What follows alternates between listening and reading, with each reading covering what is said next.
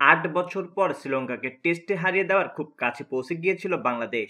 কিন্তু কে জানে পঞ্চম দিনের খেলা নির্বিঘ্নে চললে ফল হয়তো বাংলাদেশের পক্ষেই আসতো।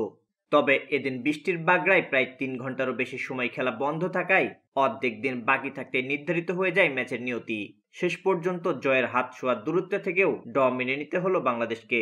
ম্যাচ শেষের পর স্বাভাবিকভাবেই কিছু প্রশ্ন উঠতেই পারে। বাংলাদেশ দ্বিতীয় ইনিংসে লিড ৩০০-র কাছাকাছি না নিয়ে ২৫০ রানের ইনিংস ঘোষণা করলে বোলাররা লঙ্কানদের অল আউট করার মতো যথেষ্ট সময় পেত কিনা। এছাড়া দ্বিতীয় ইনিংসের শুরুর দিকে বাংলাদেশের ব্যাটাররা আরেকটু দ্রুত রান তুললে ফলাফল হয়তো ভিন্ন হতে পারত, এমনটাই ভাবতেই পারেন ক্রিকেট প্রেমীরা।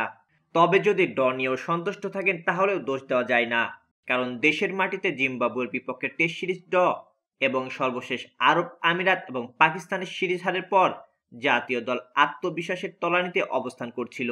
সেখান থেকে বিদেশের মাটিতে ৫ দিন দাপুটে ক্রিকেট খেলে করাকে খাটো করে দেখার সুযোগ নেই। এই গল্ড টেস্ট দিয়ে শুরু হয়েছে টেস্ট চ্যাম্পিয়নশিপের নতুন চক্র।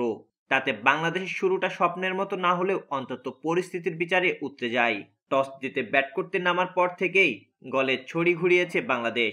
প্রথম ইনিংসে মুশফিকুর রহিম ১৬৩ ও নাজমুল হোসেন শান্ত ১৪৮ জোড়া সেঞ্চুরি এবং লিটন দাসের ৯০ লড়াকু ব্যাটিংয়ে ৪৯৫ রানে বড় ভিত পায় বাংলাদেশ।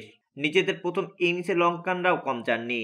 প্রথম নিসাঙ্কার ১৮৭ দুর্দান্ত এক সেঞ্চুরিতে এবং কামিন্দো ম্যান্ডিসের ৮৭ ব্যাটে ৪৮৫ রান পর্যন্ত পৌঁছায় তারা। ইনিংসে ৫ উইকেট শিকার করে তাদের বাংলাদেশের রান টপকে যাওয়ার আগেই থামান স্পিনার নাঈম হাসান। ১০ রানের লিড পাওয়া বাংলাদেশকে দ্বিতীয় ইনিংসে ভালো শুরু করে এনে দেওয়ার চেষ্টা করেন ওপেনার সাদমান ইসলাম। তার ৭৬ রানের ইনিংসের সঙ্গে টানা দ্বিতীয় ইনিংস অধিনায়ক শান্তর সেঞ্চুরিতে বড় লিডের দেখা পায় বাংলাদেশ। জয়ের জন্য লঙ্কানদের ছুড়ে দেয় ২৯৬ রানের লক্ষ্য।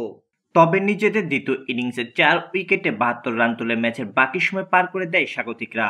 ২৩ রানে লঙ্কান টপ অর্ডারে ৩ ব্যাটারকে সাজঘরে পথ চিনিয়ে শেষ বেলায় কিছুটা আশার সঞ্চার করেছিলেন স্পিনার তাইজুল ইসলাম।